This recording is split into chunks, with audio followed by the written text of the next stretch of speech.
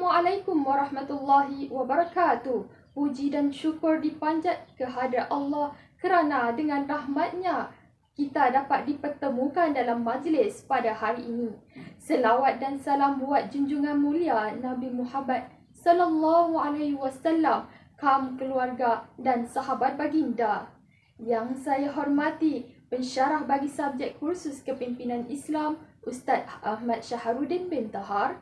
Yang saya kasihi sahabat-sahabat seperjuangan saya serta sidang hadirin sekalian. Tuan-tuan dan puan-puan yang dimuliakan, pidato yang akan saya sampaikan pada hari ini akan membincangkan satu tajuk yang signifikan dengan keadaan semasa, iaitu personaliti individu spiritual ke arah kepribadian yang unggul. Tajuk ini amatlah bersesuaian untuk semua golongan yang mana ia akan memberikan kesedaran kepada seluruh masyarakat mengenai elemen-elemen spiritual, kepentingan dan ciri-ciri individu yang spiritual yang mana kita harus terapkan di dalam diri agar menjadi seorang yang berwibawa.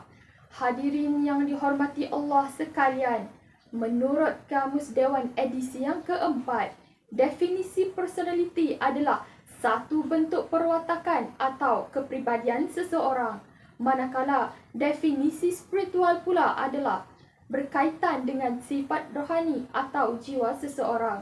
Maka di sini kita dapat mengatakan bahawa perwatakan rohani yang utuh dapat melahirkan individu yang hebat.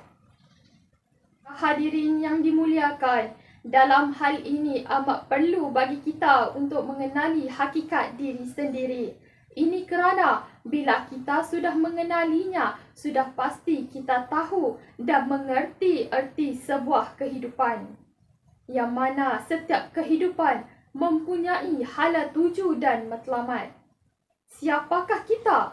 Kita hanyalah merupakan hamba Allah yang diciptakan supaya sentiasa beribadat dan berubudiyah kepadanya, seperti mana firman-Nya, a'udzubillahi minasyaitonirrajim, wa ma khalaqtul jinna wal insa illa liya'budun, sadaqallahul azim, yang bermaksud, dan aku tidak menciptakan jin dan manusia melainkan supaya mereka mengabdi kepadaku. Surah Az-Zariyat ayat 56. Erti makna ibadat di sini adalah dengan makna tunduk, patuh, taat dalam melakukan segala perintahnya serta meninggalkan larangannya dengan semata-mata kerananya dengan penuh keikhlasan. Saudara dan saudari yang saya kasihi sekalian, persoalannya, apakah elemen spiritual tersebut? Elemen spiritual tersebut dapat dikaitkan dengan rukun Islam. Jelaslah bahawa manusia akan memperoleh kebahagiaan hidup apabila hubungan dengan Allah dijaga. Rukun Islam diasaskan atas 5 perkara. Yang pertama, mengucap syahadah. Syahadah adalah satu penyaksian yang sesungguhnya bahawa Allah sebagai Tuhan yang sebenar dan Rasulullah sebagai Rasul utusan Tuhan. Elemen yang kedua pula adalah menunaikan solat. Solat menyadarkan manusia hakikat dirinya yang sebenar sebagai hamba kepunyaan Allah.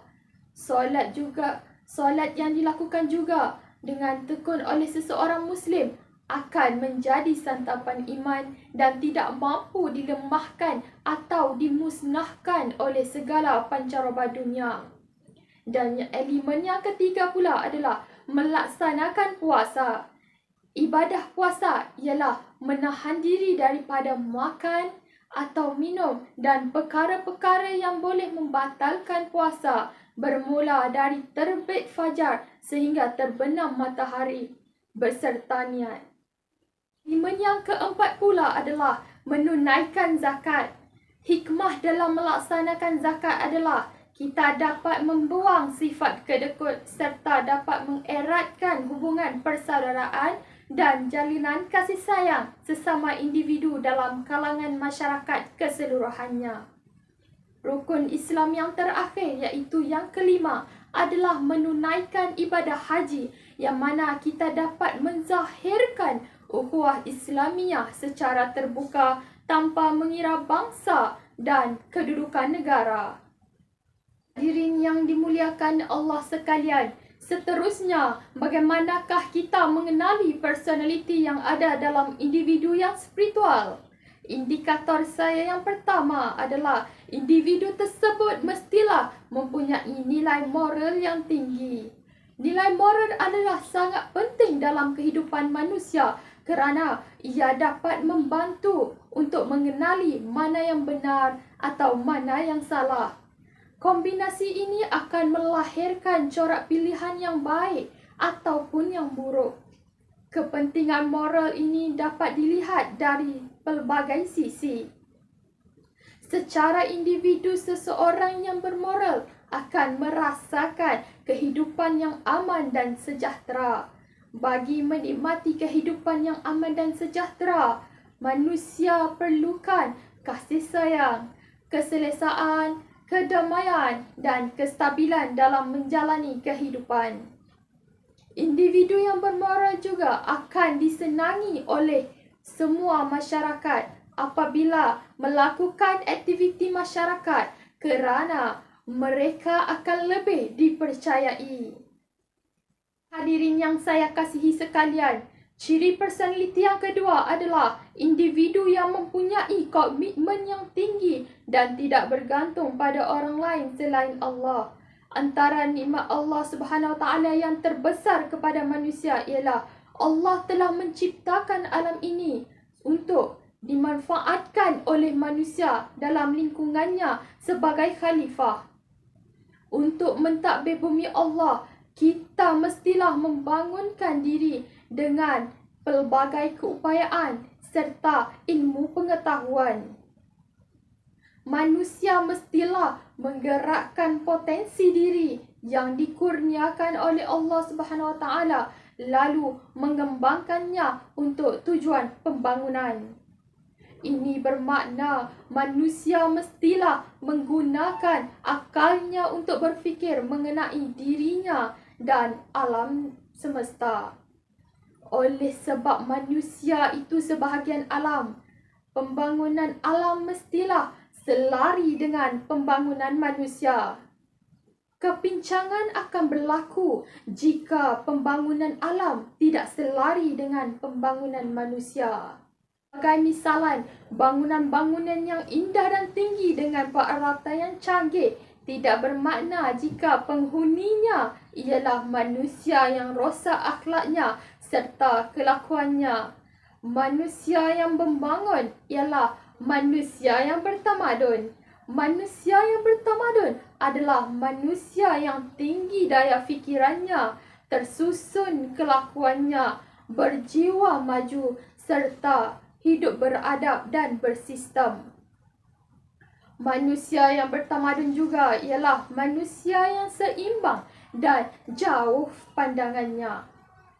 Jangkauan pandangannya tidak hanya di dunia tetapi juga di akhirat.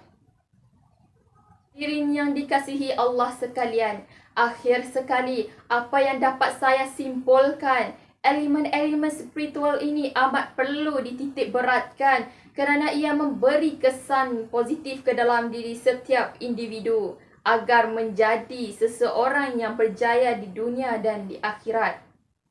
Antara kesan positif ialah kita dapat memelihara hubungan antara manusia, alam dan Tuhan. Yang paling utama adalah kita sebagai manusia yang lemah haruslah menjaga hubungan dengan Allah kerana semua yang berlaku di atas muka bumi ini semua atas kehendaknya. Selain itu, pentingnya seorang mukmin untuk menjaga hubungan antara satu sama lain kerana kelebihan memelihara silaturahim akan mendatangkan kebaikan serta rezeki yang murah. Seseorang yang membina persaudaraan kerana Allah juga akan dipelihara hubungan kesatuan sesama manusia di akhirat kelak.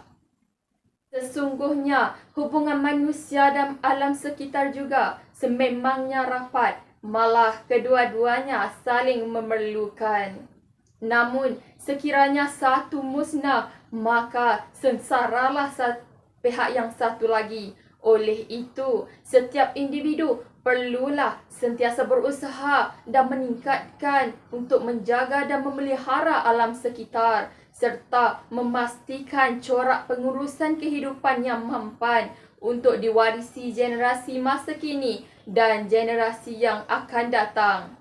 Dengan ini, saya menyeru kepada kalian semua untuk mempunyai wawasan dan gagasan dalam membentuk personaliti yang spiritual agar dapat melahirkan generasi yang unggul. Manusia mestilah menggerakkan potensi diri yang dikurniakan oleh Allah Subhanahu Wa Taala lalu mengembangkannya untuk tujuan pembangunan masyarakat dan negara. Mohon maaf jika ada kata yang kurang berkenan di hati. Terima kasih atas perhatiannya. Ramai sungguh di hari raya, sungguh segar air kelapa. Salam undur daripada saya. Kapan-kapan moga berjumpa. Cukup sekian yang saya dapat sampaikan. Semoga kita dalam lindungannya. Sekian, wabillahi taufiq wal hidayah. Wassalamualaikum warahmatullahi wabarakatuh.